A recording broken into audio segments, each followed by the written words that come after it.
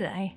Welcome to the Field of Streams, where I, your host, Janine McRae, bring you the tiny thoughts that stream from my brain and present them to you as though they're, magical underwear, guaranteed never to ride up your you-know-what. And so you will never again in your life get sprung making that face you make as you furtively attempt to release your undies from fleshy captivity at a party where you are desperately trying to look cool.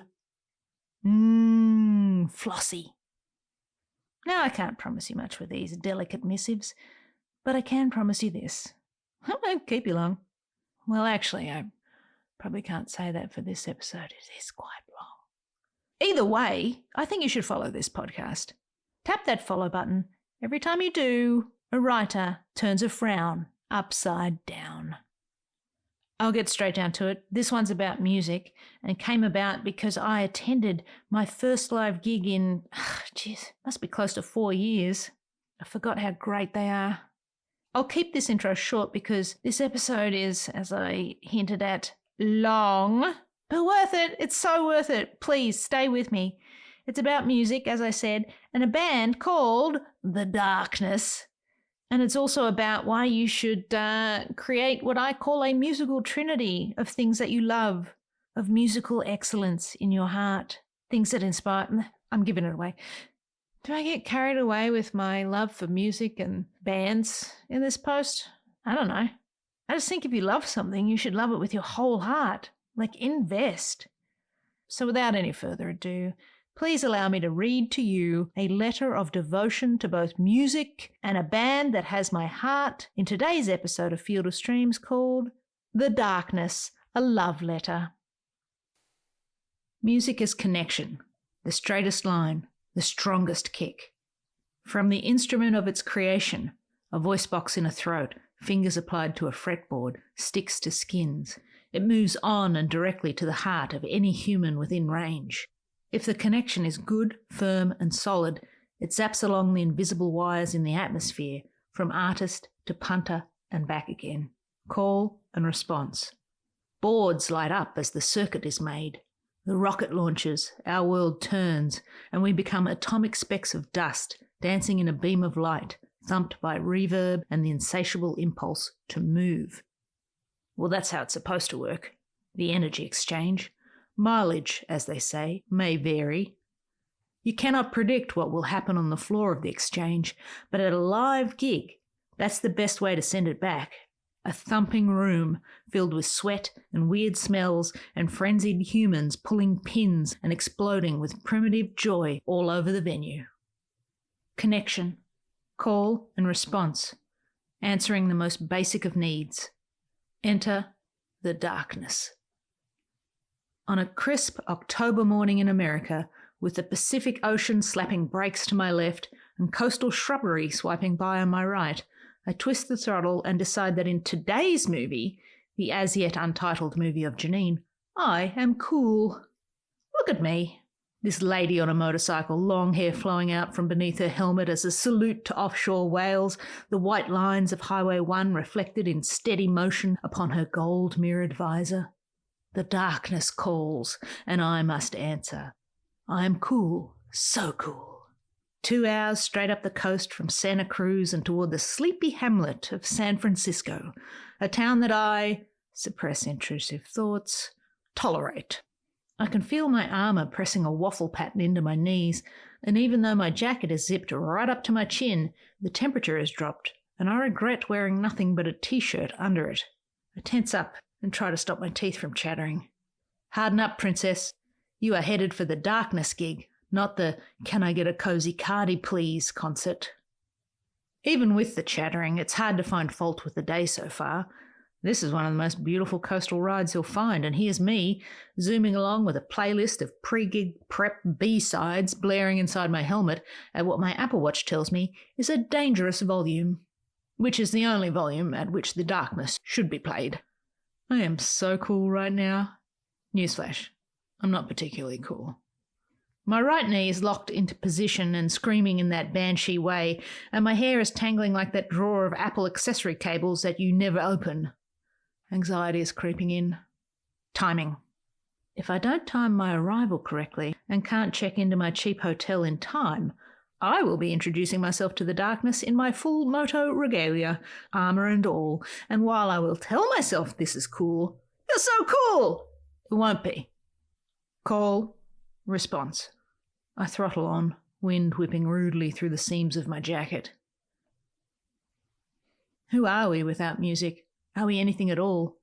Disconnecting from ourself, from our life, and from our ability to show the feel of it, what do we become?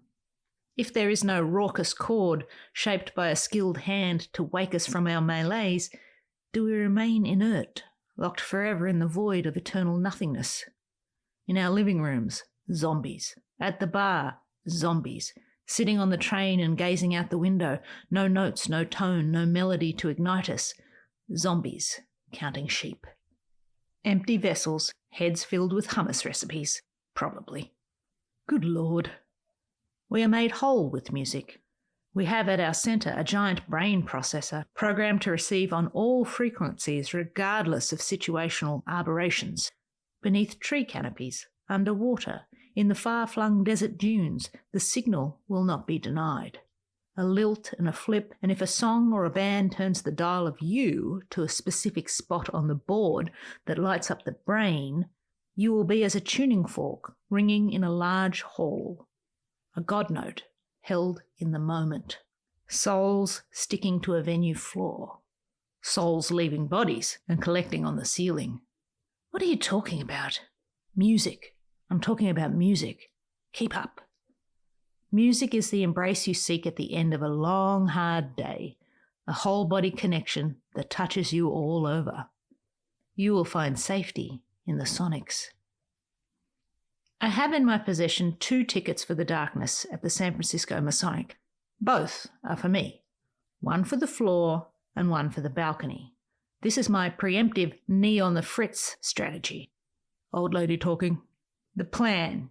If things are going well and the knee is fine, I will go to the floor, general admission, and be received in the arena gloriously and with love, and I shall stand among the maddening throng, and I shall receive the triumphant signal noise into my ear holes and eyeballs, and through the capillaries and corpuscles and radiance of my body, and be energized and reborn, and my face will melt, and my heart will sing, and all through my body I shall be electrified by the spirit of 4 rock-infused souls creating a spectacle, and I will make stupid declarations like, I should go to more live shows, and witness me, and the heat of life will be upon my soul as it lifts, and I will feel it for days later as a warmth in my heart that reminds me that humans are capable of wonderful things, and I saw the darkness, and wasn't that something?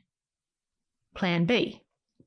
If things are not going well, if the knee has had a day and my body betrays my heart's desire, I will take my assigned place up in the eaves, and I won't panic because this is music, and music is carried in the ether, and this is the darkness, and they will feel my presence and hotwire the car and drive it directly to the parking garage of my heart, no matter where I am in that room. Don't ask me where Plan C came from. That was a late addition. VIP. On a whim and in a panic at not being close enough should Plan A fall through, I pulled the VIP trigger. I guess I forgot who I am. Forgot for a moment that the I in my VIP always stands for introverted. Pep talk. You are not you.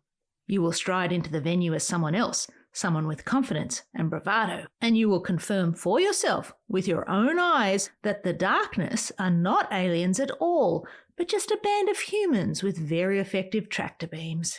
You will push all awkwardness and anxiety to the very side of the inside of your skull, and you will swear that today will not be the day you walk straight into a curtain, as you did that one time after meeting Chuck Yeager, who, as far as you know, never played an instrument. But hey, he was the first man to break the speed of sound, so cut yourself some not particularly cool slack.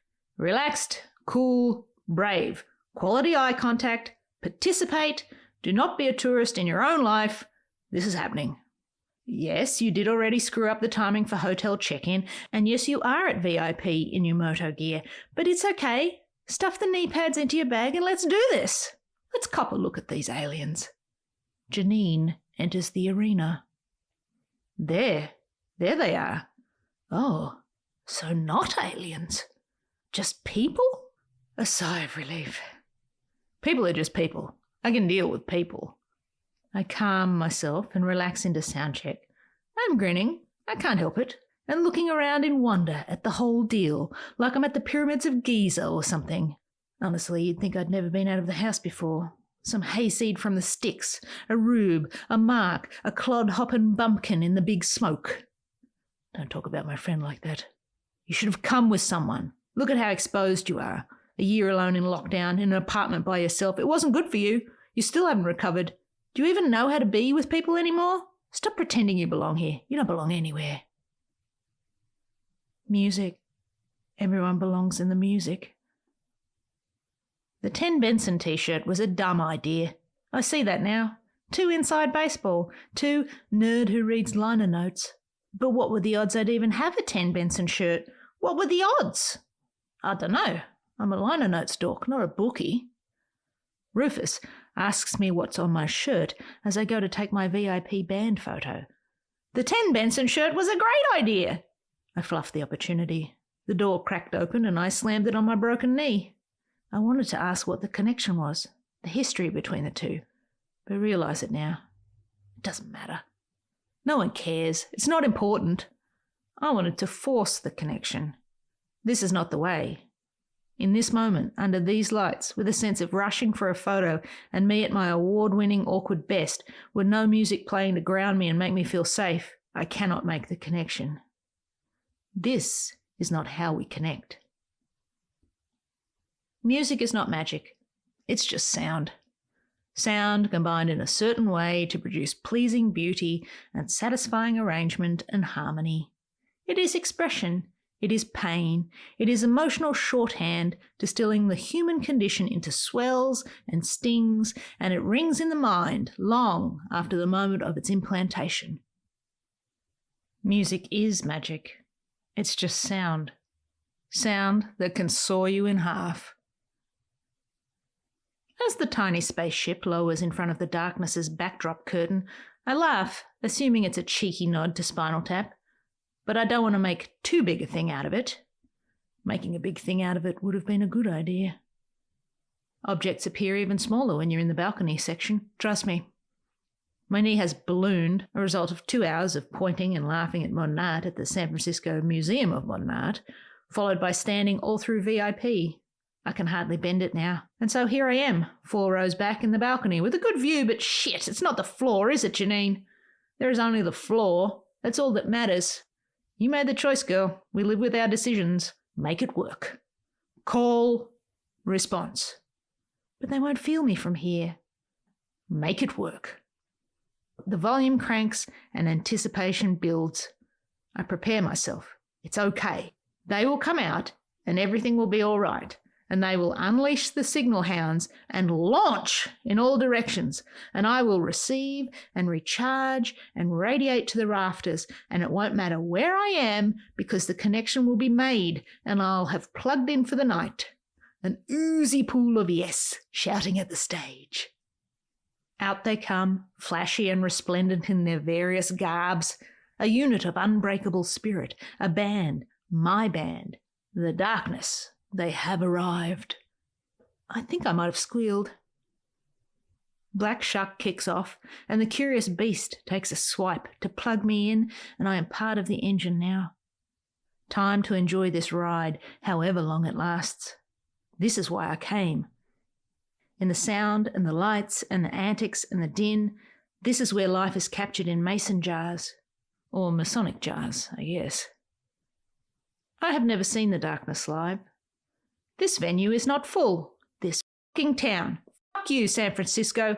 How is this not sold out? This should be cheek by jowl. Let's all get COVID together, tin canned. Is that your hand on my ass? Well, get it off. You're too tall. This sweat is salty and everything sticks and it's too hot, but this is heaven. This is all my fault for sitting in the balcony. Let it go. Let it go. Connect with them, not your anger. Rise to the occasion. Receive the signal. And so I sing, I yell, I throw my arms. There is nothing like a live show, the being in the thick of it, and even from a distance the music reaches for me. It reaches, and I feel the sinews of it stretching toward my heart, like fingers looking for pies. What do I mean by that? Who knows? But who doesn't like pie? Energy, energy, energy. They are pure energy and agitation and running around and blasting it out. Energy, sending it out, seeking to make the connection. Are they getting it back? I'm trying. I'm really trying, guys. Witness me! That the light of my life would tear a hole right through each cloud that scudded by just to beam on you and I. The hole in the cloud scudding by. Now that's a line. That's a line you dream of. Oh, to have written it. It's possible I came here tonight just to hear that line be released in person, in the real, in the now of it. Jesus, Janine, you're being dramatic. They're just a band, and it's just music. Jesus, you? Are you even a person? Do you feel anything at all? Yes, it is just music, and the Darkness are just a band, but I ask you, have you ever eaten a really good apple? Think about it. They walk off. The encore comes, and with it, some bed-ready attire and wet hair. They love me 5 times. I love them forever. This is me. I am not cool. I swoon from on high, a light sweeping across the darkness, the feel of nothing else matters but now, resting a warm hand on my shoulder. Music is impossible to describe. It must be felt. It must be invited over the threshold of your body and given an audience. You must exchange tea with it, engage in hearty debate, and when negotiations break down, show it the door. Music is humanity existing outside of itself. There is nothing in the nothing but all. I went and saw The Darkness last night, I say to my old friend Zolty, a friend I haven't seen in the flesh in well over 10 years, despite him being one of my best friends. And that's the only explanation I have for why we rarely talk. The complacency of old friends who trust the permanent connection and know the signal is strong, that it cannot be broken. The Darkness, he says, seeming surprised. I haven't heard that name in years. I shake my fist at America's algorithm, successfully suppressing the signal for all these years, doing the Darkness dirty, as it always has. They should have crushed America like a cheap beer can. That show last night should have been stuffed to the absolute gills with humans. It's funny, I say. You were the one who turned me on to them in the first place. Music ties itself tightly to your life, soundtracking the moments of where you were and who you were when. 20 years ago, I had just moved to America with a suitcase, a bicycle, a laptop, and a dream. I knew nobody, had no idea what my dream was exactly, and hunkered down in a room at the 92nd Street Y to begin a new life. After dwindling finances down to my last $200 in the world, a terrifying predicament, I miraculously lucked my way into a copywriting job. I was off to the races. That's where I met Zolty, my design partner in creative crimes. We worked on the Delta Airlines account, an experience that taught me how to say airplane instead of aeroplane and how to draw the shape of the USA on a whiteboard in meetings. At least one afternoon a week, we swayed back and forth in the bar car of the Metro North train, heading back to Manhattan, talking shit and trying not to drink so much that the train's horrific toilet facilities became a consideration. Zolty was in a band, a singer and guitarist. We swapped music and vibed on the same records.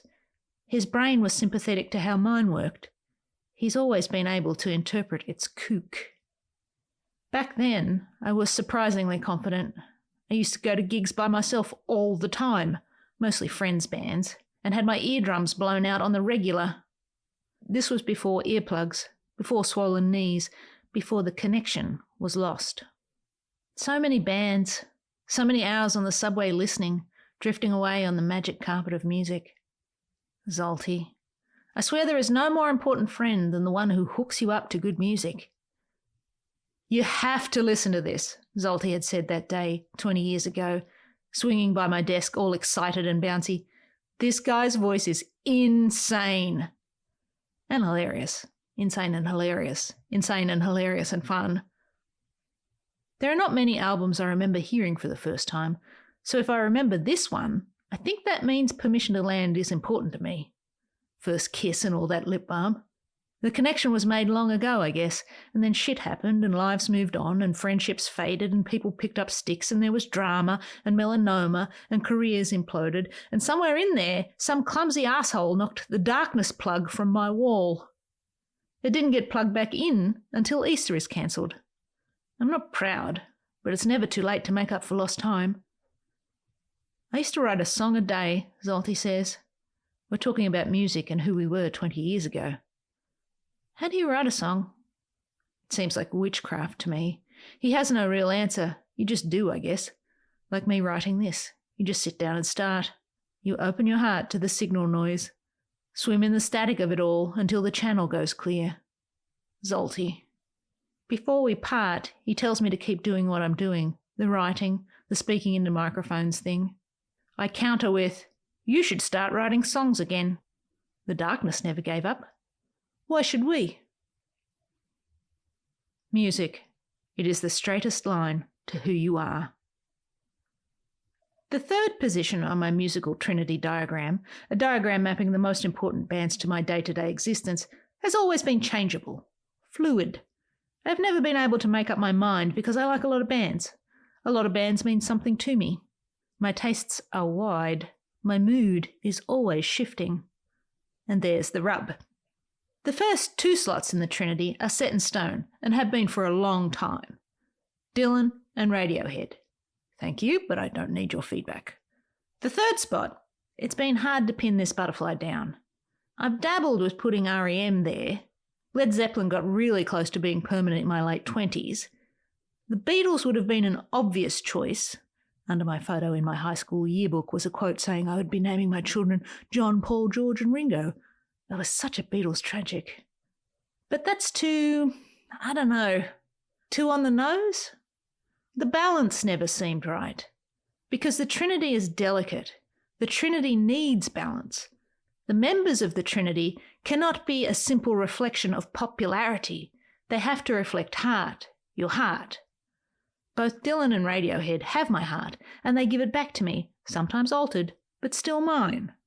But let's face it, so serious, so earnest. My liege, I have news! Today, I'd like to officially welcome the darkness to the Holy Trinity of my heart. And scene. The darkness? That band that has a song about a dog terrorising a church or something. I can't take you seriously anymore. Hey you! Firstly, I don't care what you think. You love what you love, and I'll be over here so happy in my love that it won't affect your life in the slightest. What did I just say about balance? Let me spell it out for you. Heart, brain, body. All 3 artists have all 3, and I feel all 3 in all 3. Say 3 again. Okay. All 3 are happiness. All 3 are joy. The joy of letting yourself feel something even if you don't know what it is, and committing yourself fully to the emotion of the moment and your life. Fully committed to the craft and to your work. All 3 are intellect and prowess and mastery of expression. These are just facts. Sounds serious. Exactly. Where is the ridiculously fun? Where is the loud? Where is the brazen? Where is my peacock? Enter the darkness. It's so clear to me now. Wit. Wit meets rock and roll wizardry. There's your marquee. There's the balance I need. The darkness is spirit. The darkness are storm the castle, kick down the doors and have a good time, but be so goddamn good at it that people don't notice because they're too busy dancing their asses off and throwing shapes at the ceiling. The Darkness are the hardest working band in the business and have been for a very long time. The Darkness are courageous and flashy and funny and so rock and roll with so much attitude that it makes me want to hurl rainbows. The Darkness are the constant yes, the fist pump, the power and the glory of Amen. The cheeky wordplay, the poetry, the tight rhythms, and okay, tight catsuits too. And skill. There is a lot of undeniable skill in the Darkness. Not just the songs, but the crowd work, the energy, the swagger, the showmanship. The Darkness rocks and blows out speakers and means business and gives no fucks. The Darkness is the bravery I wish I had. The extroversion, the talent. The darkness are guitar solos, a decadent and tasty treat that goes straight to my hips. You are never in a calorie deficit with the darkness. This is what persistence looks like. What it is to believe in yourself and what you do, to keep going. Confidence brings connection. Whenever it is absent in my life, I shall play the darkness. I am who I am because of music. Of this I am certain. Books too, but music, come on. Is there anything better than music? Look at me. I grew up on a sheep farm in Australia, a million miles from anything cool. Me, an awkward teenager crouching with my finger hovering over the button of my cassette recorder in front of the shitty speaker on the telly, waiting to record my favourite songs off Countdown. Me, taking that carefully curated mixtape and playing it on my knockoff Walkman at night in bed when I should have been asleep. Winding tape back on the spool with a pencil when the knockoff inevitably ate it from rewinding too carelessly. Music. It connects us all, wherever you are, whatever your status, regardless of income, personality, or profession. There are enough outlets for everyone. I saw Pearl Jam in a stadium once, Vitalogy, I think, Dire Straits too, for the On Every Street tour. I've crowd surfed in university bars and waved my hands around like a Looney Tune in the sweatiest fire hazard darkened rooms in shitty towns with people drunker than me, but not by much. I've bought too much merch in a frenzy of support and marvelled at the shittiness of venues. I always tried not to touch anything in the CBGB bathroom because, ay caramba, that place. It was a John Varvatos store last time I saw it. Touch what you want. I thought you were talking about the darkness. I am, but you're not getting it. Music. Music is the straightest line. It shoots an arrow into the target of you. It either draws no blood or it makes you bleed like a stuck pig. It is unpredictable and gloriously difficult to comprehend at times, or it's the easiest thing on earth. Sometimes your brain doesn't understand it, but your body always does. The body does not lie. We carry music with us. We carry it for all our lives, for 20 years in this case. But despite what the American algorithm did in suppressing my awareness of the multiple albums the darkness made in the interim, they didn't stop 20 years ago. They kept going. They grew apart and grew together. They struck at chords and hearts and minds and memories, and they changed but stayed the same. The same but different. Old friends, bookends that melt your face off. Don't roll your eyes at all this. Yes, I am the most pompous, overblown, dramatic asshole who feels too much and speaks too little and wears a mask of faux bravado while hiding under the awning of too many words, not enough editing. And what of it? It's just music. Yeah, I know. And the Darkness are just a band. But this is a love letter. I was quite clear about that. I even put it in the title. I don't know why. I can't explain it. It's connection. I connect with them. They are my forever fearless band. They remind me to just do the work. Keep doing the work. Make, create, put stuff out there. I don't care what you think about them. Find your own band, your own connection. I can't do everything for you. If they're not for you, they're not for you. I am for the darkness. Good Lord. Sometimes I think I exist only in the quiet of my inner insecurities, in the imaginary safe house of my brain. From this balcony in the Masonic, with one knee swollen and a heart raging like wildfire, I watch as Justin owns the stage with his hymnus? Hymn, H-Y-M-N-ness? Church is in session. My eyes switch over to Frankie, his jacket shimmering like river rocks in a mountain stream. Dan with his wide-legged stance, a true rock pose, commanding respect. Rufus thrashing away, a blur of action and time and space and energy. Oh, matron. The solo enters the chat. The truth. I do not exist only in the quiet at all. I exist in the noise, the sound, the music, the connection.